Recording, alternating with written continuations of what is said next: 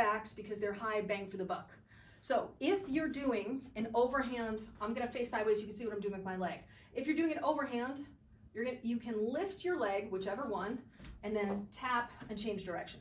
And then tap and change direction. You just have to be careful when you tap that you tap them in separated places so they don't tangle around each other. So I'm here like this. I'm gonna lift my leg and I'm gonna tap with both poi. And then you come into underhand, then I'm gonna tap with both poi to overhand. Shoot for just the tip. Well, what I mean by that is you want your arms further from the leg as opposed to closer into the leg, because when the arms are closer into the leg, more of the poi wraps around the leg. Yes, exactly. Just the tip, just for a second, just to see how it feels. An infinite combination is something where you can start at any point in it and it will cycle through the whole thing back to the beginning. It infinitely recycles.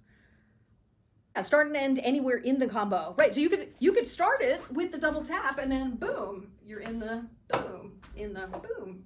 And then this is me taking out the butterfly in the middle. So you could do it either way, where you either have the butterfly in the middle or you just go tap to tap, to tap, to tap, to tap. And you could build up where you start out like this, bum, bum, a little thread the needle action, tap, underhand, a little thread the needle action, boom, a little thread the needle action, boom, a little thread the needle action. Okay, a thread the needle is a butterfly movement where you're taking one poi and putting it, you're switching which hand's on top.